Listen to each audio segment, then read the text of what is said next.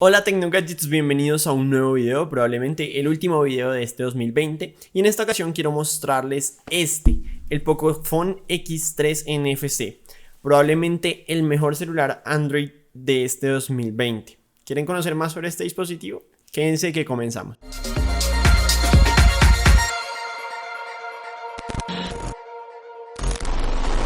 Pues bien, para finalizar el año hemos traído acá un review muy esperado, el Poco X3 NFC. Y en esta ocasión hemos traído la versión de 128 GB de almacenamiento con 6 GB de RAM. Este dispositivo viene en dos versiones, de 64 y de 128 GB de almacenamiento, ambas con 6 GB de RAM. También viene en dos colores, azul y el gris negro más o menos, que es el que ustedes están viendo en pantalla. En esta ocasión hemos traído que es el azul cobalto. Bien, dentro de la caja que tenemos, dentro de la caja va a venir el celular con esta funda de regalo, una funda de silicona que nos va a incluir de regalo la marca Pocophone. Como pueden ver, este es el celular sin la funda, cargador, que es, digamos, algo que me ha impactado muchísimo de este Poco X3 NFC, y es que si bien varios celulares hoy en día vienen con carga rápida, no todos incluyen el cargador de carga rápida. En este caso el Poco X3 NFC sí lo incluye y viene con este cargador de 33 vatios y nos incluye este cable USB tipo C de carga rápida. En cuanto al apartado físico, en la parte posterior tenemos el módulo de las cámaras, que incluye las 4 cámaras con el sensor principal, que pensaríamos que es el central, pero no lo es. Parece que el sensor principal es este de acá, de la esquina superior derecha. La parte posterior de este Poco X3 NFC parece ser en un plástico, aunque da la apariencia de ser vidrio, no lo es. En la parte superior vamos a tener entonces lo que viene siendo el infrarrojo y un micrófono. En el lateral tenemos los botones de desbloqueo y de aumento del volumen, de subir y bajar el volumen, y importante que este sensor de desbloqueo es donde está incluido el lector de huellas. En la parte inferior vamos a tener el parlante, vamos a tener también el micrófono USB tipo C, el jack de 3.5, y en el lateral izquierdo vamos a tener únicamente la bandeja para la ranura SIM, que incluye espacio para una nano SIM y una micro SD o 2 nano SIM. ¿Qué es importante resaltar de este dispositivo? Pues su grosor, como ustedes pueden ver acá, tiene un grosor bastante amplio, es un grosor de 9.4 milímetros, lo cual lo hace un dispositivo bastante grande. Las medidas de este dispositivo: 165.3 milímetros de alto por 76.3 milímetros, con un peso de 215 gramos, lo cual es bastante grande. ¿Por qué? Porque este dispositivo viene con una batería que, como vamos a ver más adelante, tiene más de 5000 miliamperios. Entonces eso lo hace un dispositivo pues bastante pesado en este caso. Es un dispositivo que es muy cómodo, y si bien al principio va a costar un poco acostumbrarse al peso, una vez ya lo tengamos o lo hayamos maniobrado bastante tiempo, lo del peso va a ser algo que se va a quedar básicamente en un punto aparte. Pasamos a hablar de la pantalla, y es que este es un aspecto que resalta mucho en este Poco X3 NFC. Incluye una pantalla de 120 Hz, algo que no es muy común en la gama a la que pertenece este dispositivo, pero en la práctica general esto no es tan relevante. ¿Y por qué lo digo? Porque pensaríamos que el desarrollo o el desempeño en juegos va a ser mucho mejor, pero este terminal, en ese sentido, para jugar Free Fire, PUBG o Call of Duty, lo que vamos a tener es una limitación en cuanto al rendimiento. Y no porque el celular tenga un mal rendimiento, sino porque la mayoría de estos juegos vienen con una limitación. Entonces vamos a ver que hay una limitación hasta 60 fotogramas en la mayoría de estos juegos. ¿Qué quiere decir esto? Que el juego nos va a dar 60 fotogramas, y a pesar de que la pantalla pueda alcanzar hasta 120 imágenes por segundo, el juego solo nos va a estar mandando 60 imágenes por segundo. Entonces en realidad no vamos a ver cómo se ve mejorada la imagen con esos 120 Hz. ¿Dónde es clave o dónde es muy importante estos 120 Hz?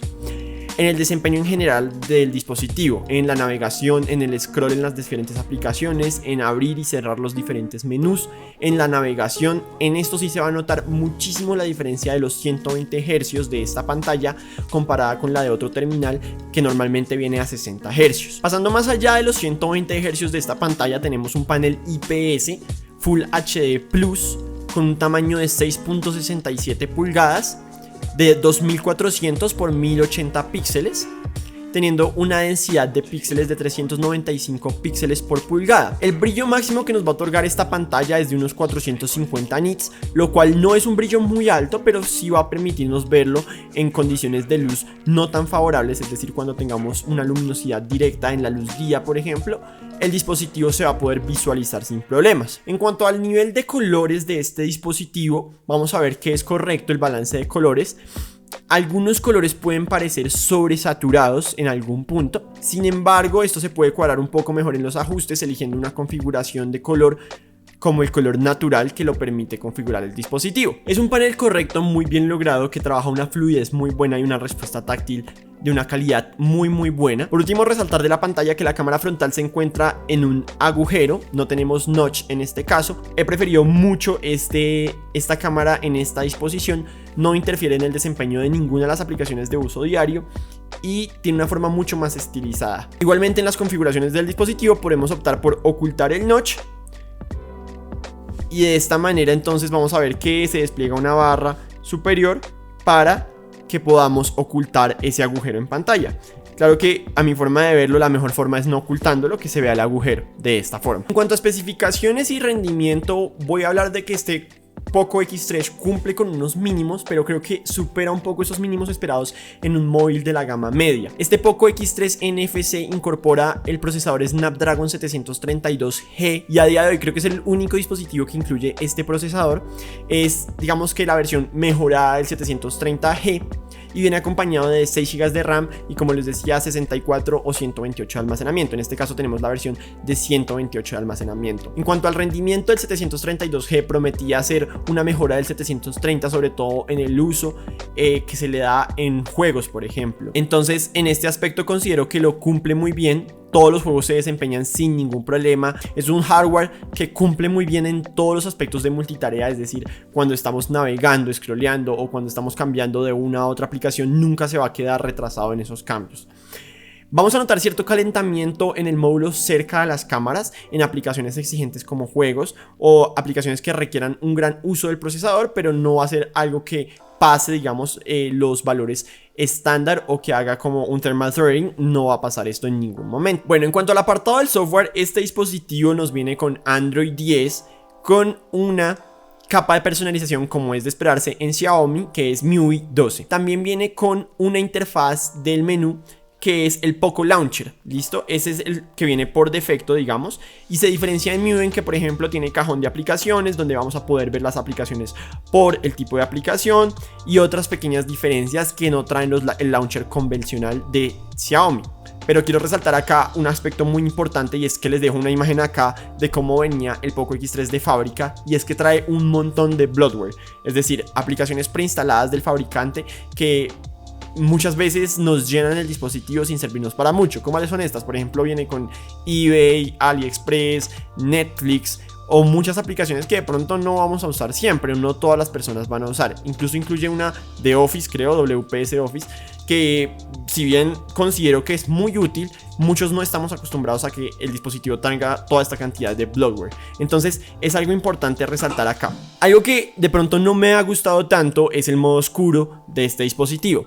En el tiempo que lo llevo usando lo he programado para que cambie al modo oscuro a ciertas horas del día, pero MIUI tiende a forzar algunas aplicaciones que no están diseñadas en modo oscuro, forzar ese modo oscuro. Si bien creo que esto se puede desactivar, cuando forzamos el modo oscuro en aplicaciones que no tienen el modo oscuro de fábrica, vamos a tener ciertos bugs, ciertos errores en ese modo oscuro que no nos van a permitir visualizar correctamente las imágenes.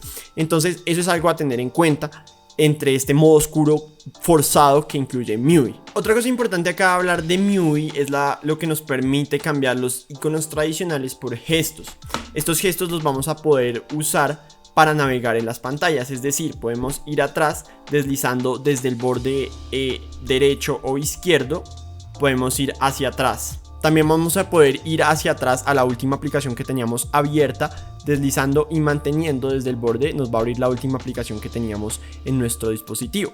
También vamos a poder abrir todas las aplicaciones deslizando desde abajo y manteniendo hacia arriba. Estos son los gestos que incluye MIUI 12 y que son muy parecidos a los gestos nativos, digamos, que trae Google en su Android 10 puro. Entonces esto nos va a permitir una navegación mucho más fluida. Los gestos funcionan bien, no he tenido ningún tipo de problemas. El único dificultad que he tenido es un poco al deslizar desde el borde de la pantalla. A veces es un poco difícil que lo reconozca, tal vez por el forro o por este tipo de forro que sobresale.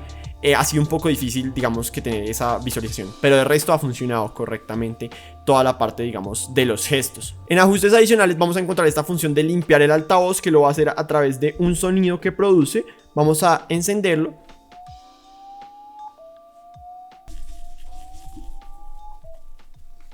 Es un sonido que va a durar unos 30 segundos y nos va a permitir limpiar el altavoz mientras sostenemos el dispositivo hacia abajo.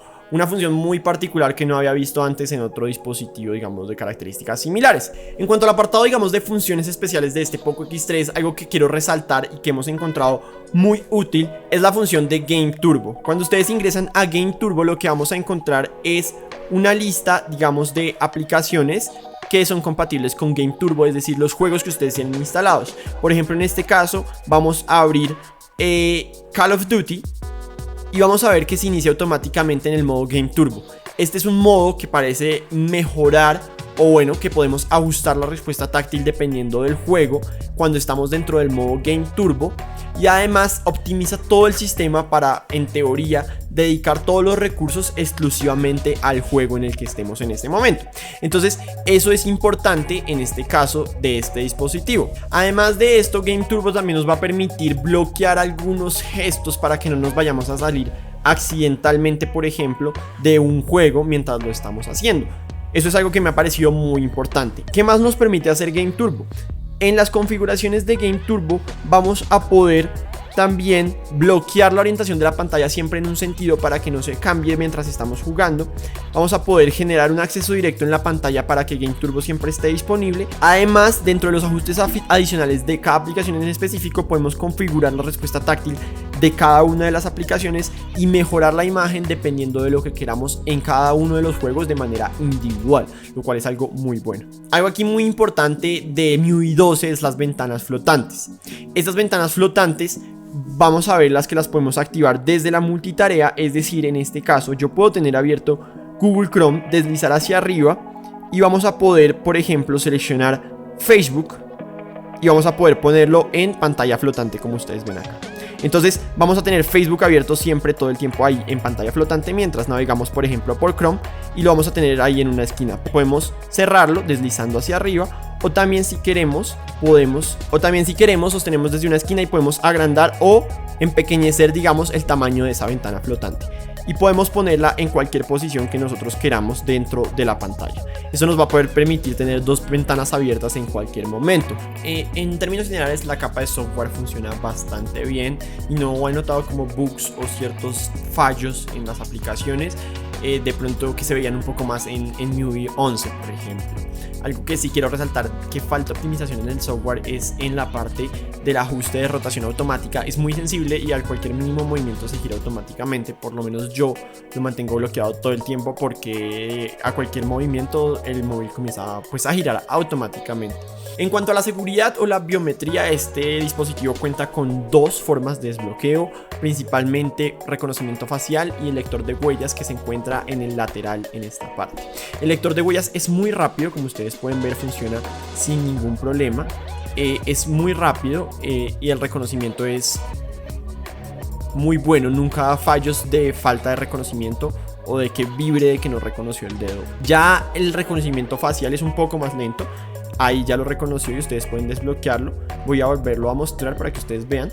Voy a desbloquear, acá no reconocido y ahí ya reconoció el reconocimiento facial. Digamos que es un poco más demorado ese reconocimiento facial. No funciona en condiciones de baja luminosidad o a oscuras completamente, es algo que no va a funcionar y es algo como adicional que se le puede poner, pero digamos que el sensor principal, que es el lector de huellas, funciona muy bien. Se pueden configurar hasta 4 huellas diferentes sin ningún problema. Pasando al apartado entonces de las cámaras, que es algo que muchos les gusta saber o que es muy importante para muchas personas, vamos a tener en este dispositivo 5 cámaras, 4 en la parte posterior y una en la parte frontal. En la siguiente disposición vamos a tener un sensor principal que es de 64 píxeles con una apertura máxima de 1.89. Tenemos un lente ultra gran angular con sensor de 13 megapíxeles y una apertura máxima de 2.2. Vamos a tener un lente macro con un sensor de 2 megapíxeles y una apertura máxima de 2.4,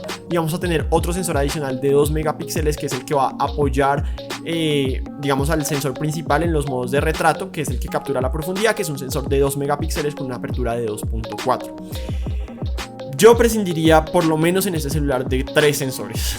Yo creo que con el sensor principal es más que suficiente.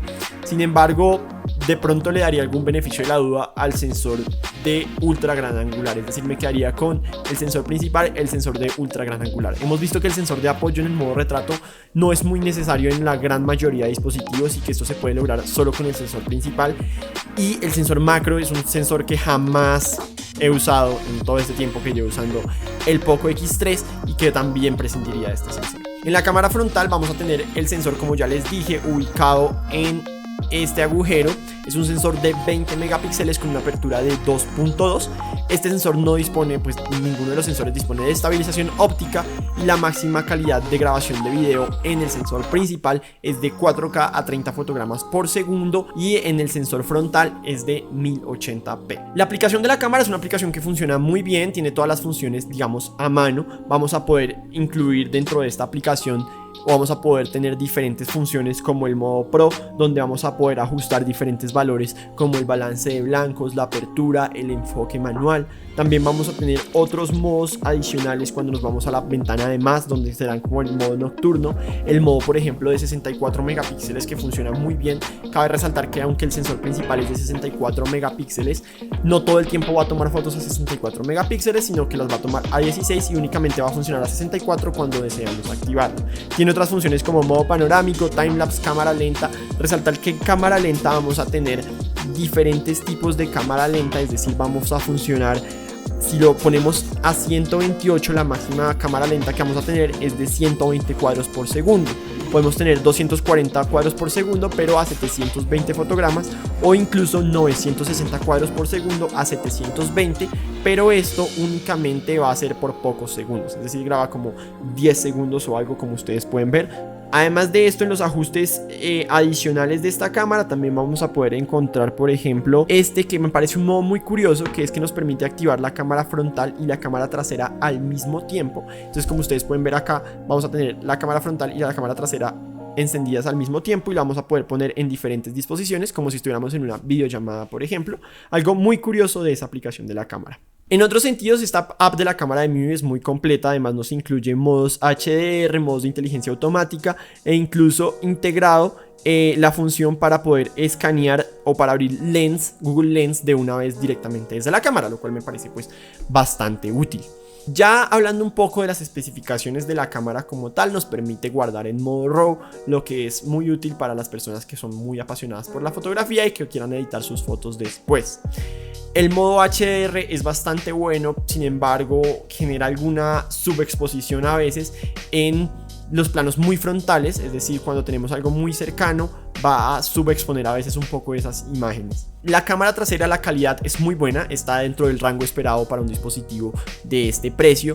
Es una paleta de colores que se acerca mucho a la realidad, sin embargo vamos a ver que tiende un poco más hacia los colores cálidos, o a poner esas imágenes un poco más cálidas de lo normal. De resto es una cámara que funciona correctamente en todo sentido. Eso es en cuanto al sensor principal. El que sí se queda un poco atrás tal vez es el sensor gran angular, que pierde mucho detalle en las imágenes, como ustedes pueden ver.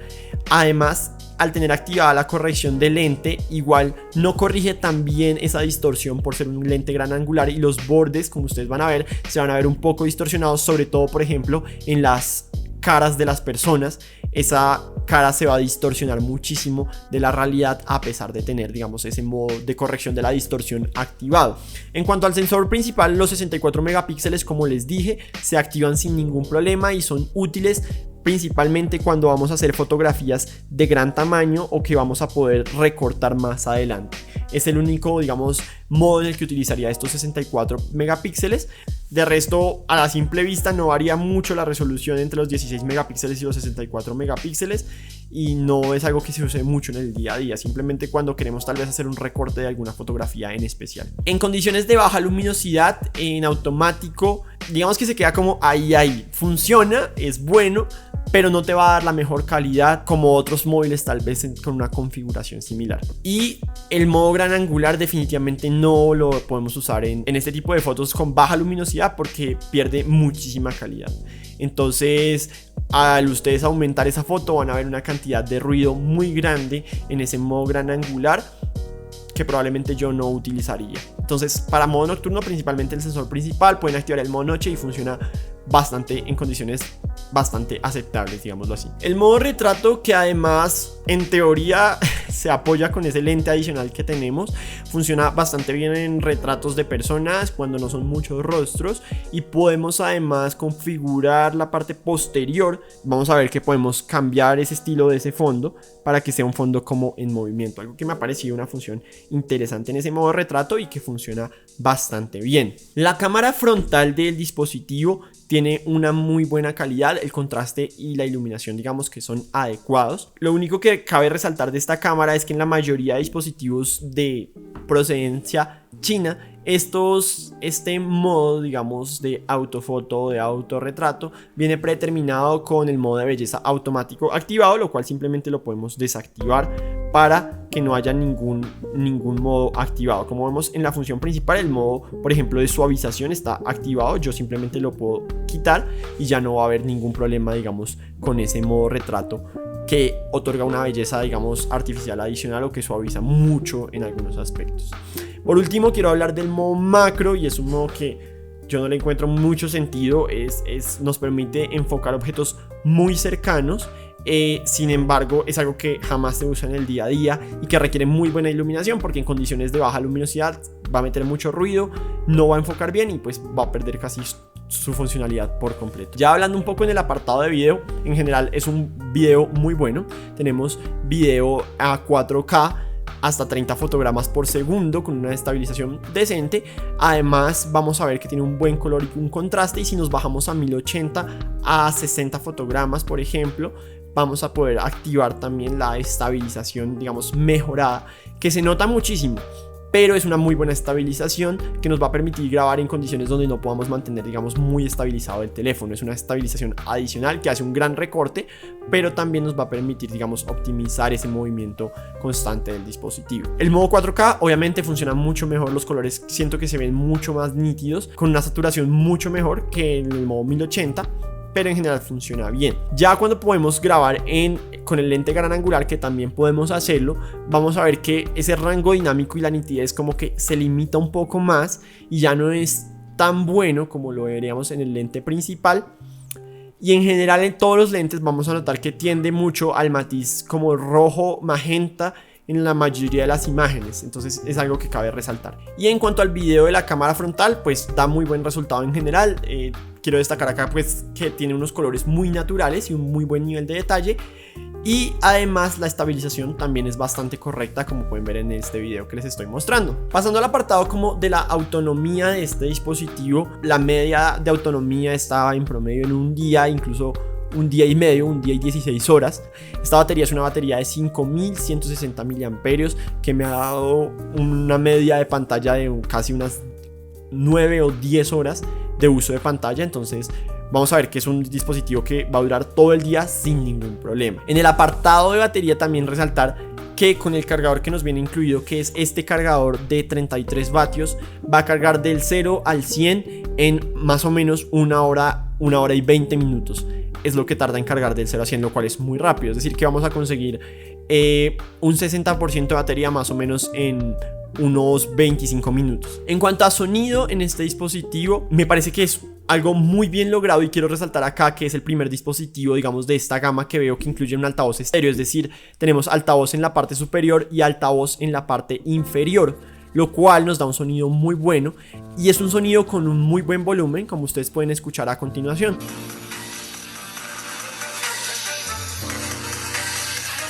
Entonces funciona muy bien y tiene una calidad de pronto un poco mejor de lo que esperaríamos. Sin embargo no logra como lo que yo esperaría en cuanto a calidad, porque en los volúmenes máximos sí que logra distorsionar un poco. Pues bien amigos, ese es el resumen como de este dispositivo. Acá quiero resaltar principalmente las cosas buenas y las que mejoraría un poco en este dispositivo. Algo que mejoraría sin duda tal vez es el aspecto de la fotografía.